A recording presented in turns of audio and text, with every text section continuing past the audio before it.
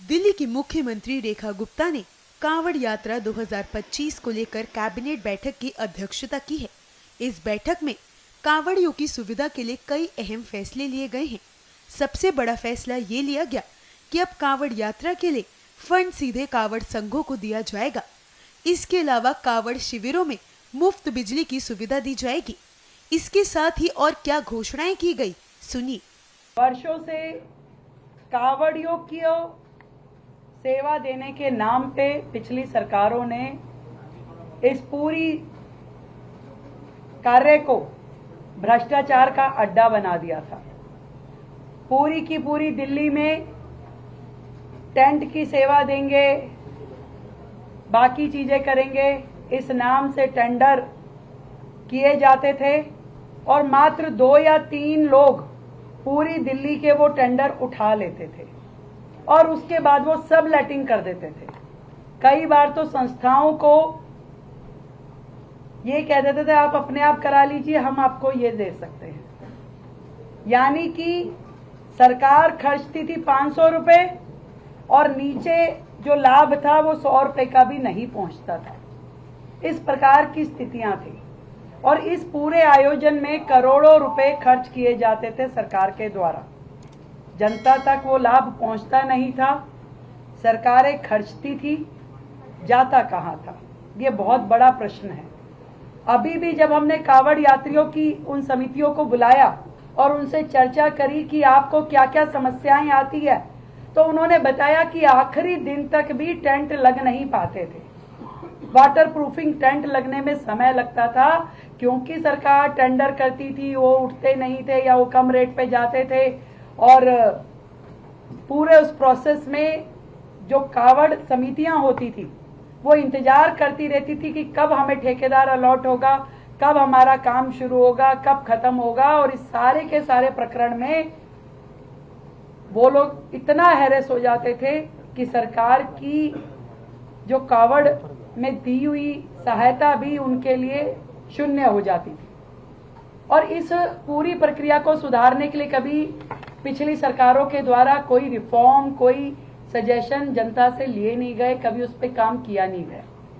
मुझे बहुत खुशी है कि उस सारे भ्रष्टाचार को खत्म करते हुए हम लोगों ने तय किया है कि ये जो सभी समितियां कांवड़ यात्रा के दौरान शिव भक्तों की सेवा में जुटती हैं, उन्हें अब हम डायरेक्ट बेनिफिट ट्रांसफर करेंगे, जो कि पूरा का पूरा संस्था को सीधा पैसा जाएगा जो हम सहायता राशि दिल्ली सरकार देगी। कोई ठेकेदारी नहीं, कोई किसी को टेंडर नहीं। वो संस्थाएं जो कांवड़ के लिए काम करती हैं, शिव भक्तों की सेवा का काम करती हैं, जो रजिस्टर्ड संस्थाएं होंगी वो अप्लाई करेंगी डीएम ऑफिस पे और वहीं से दूसरी चीज जो हमने की है सिंगल विंडो सिस्टम, यानी कि जो अलग अलग परमिशंस लेने के लिए उनको यहां वहां दौड़ना पड़ता था, अब सीधा सीधा आपको एक ही जगह पे हमारे सभी 11 डीएम ऑफिसेज में सभी प्रकार की नो ऑब्जेक्शन परमिशन आपको वहीं की वहीं मात्र 72 घंटे के अंतराल पे मिलेगी। एक बहुत बड़ी सुविधा सिंगल विंडो की डीएम ऑफिसेज पे उन्हें दी जाएगी। और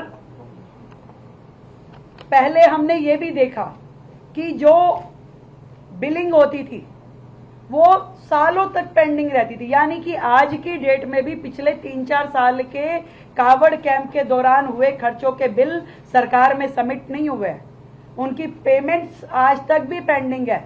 अफसर बदल गया, लोग बदल गए, सरकारें बदल गई, आज जो कुछ भी वो कहेगा वेंडर कि मेरा तो इतना खर्चा है, वो एलिजिबल है वो खर्चा वहां से उठाने के लिए। हमने वो सारी दुकानदारी बंद करी और तय किया है कि जो भी हम पैसा देंगे उसकी हमने कैटेगरी बनाई है।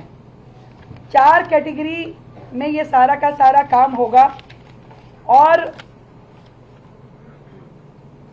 जिसमें कम से कम 50,000 रुपये और अधिकतम 10 लाख रुपए की राशि दी जाएगी, जो कि टेंटिंग एरिया के ऊपर और कितने दिन वो संस्था अपना कैंप लगाती है उसके ऊपर वो चलेगा। यानी कि कावड़ शिविर का साइज कितने दिन चलेगा उसको 4 कैटेगरी में हमने विभाजित किया है और हम इसको पूरी तरीके से 50% पेमेंट पहले देंगे और 50% पेमेंट कार्यक्रम होने के बाद, जो कि तयशुदा लिमिट में 3 महीने के अंदर अंदर ये पूरा अकाउंट क्लोज करना होगा।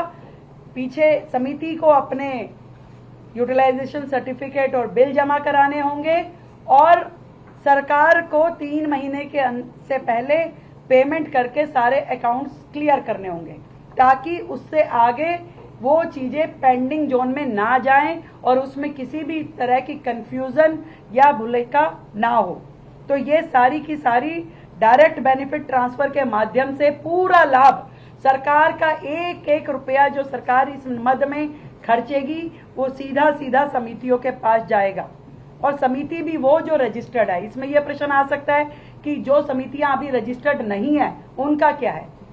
सरकार तुरंत रजिस्ट्रेशन की प्रक्रिया को सुलभ करते हुए उनके लिए विंडो खोलेगी और उन्हें पूरा समय दिया जाएगा कि क्योंकि पहली बार डायरेक्ट ट्रांसफर हो रहा है तो हम 30 जुलाई तक उनको पूरा समय देंगे कि वो अपने कागजात रजिस्टर करके अपने कागज सबमिट करा दे, अप्लाई अभी करे और उसकी बिलिंग और सर्टिफिकेशन 30 जुलाई तक वो जमा कराने की स्थिति में रहेंगे।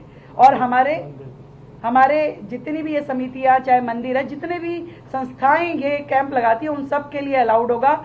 और सभी एसडीएम और डीएम्स को ताकीद कर दी गई है कि पूरी तरीके से इस टाइम इन सभी समितियों के लिए काम किया जाएगा। फर्स्ट कम फर्स्ट सर्व रहेगा।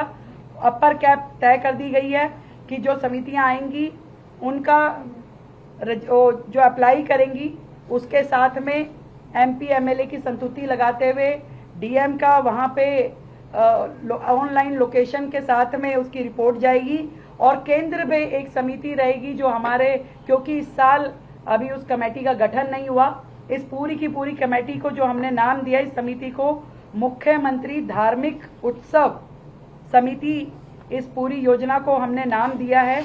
और इस योजना को लागू करने के लिए इस साल जो कमेटी रहेगी वो हमारे माननीय मंत्री कपिल मिश्रा जी के साथ में 4 विधायक जो फाइनली अपर कैप तय करते हुए उन सारी एप्लीकेशंस को अलाउ करेंगे। इसमें जो है वो सारी सुविधाएं जो इन कावड़ कैंपों को मिलनी चाहिए, चाहे मेडिकल की है, डॉक्टर प्रोवाइड करने की, बेहतरीन टॉयलेट ब्लॉक देने की, पानी की सुविधा, टैंकर की सुविधा, सैनिटेशन की, सिक्योरिटी की, ये सारी की सारी दिल्ली सरकार के द्वारा दी जाएगी। और एक बहुत और जो बेहतर और जो डिमांड थी हमारी कावड़ समितियों की, बिजली, इस बार सरकार ने तय किया है कि ये सभी कावड़ समितियों को पूरी तरीके से बिजली जो है सरकार के द्वारा दी जाएगी और इसकी अपर लिमिट 1200 यूनिट रहेगी। क्योंकि हमने पूरा चेक करा लिया, पिछली बार जितने भी बड़े से बड़े कैंप भी लगे 1000 यूनिट से ज्यादा किसी की उपयोग में नहीं आई, तो हमने 1200 यूनिट तक का पूरा खर्चा जो है सरकार स्वयं वहन करेगी। बिजली पूरी तरीके से सरकार के द्वारा उन्हें दी जाएगी।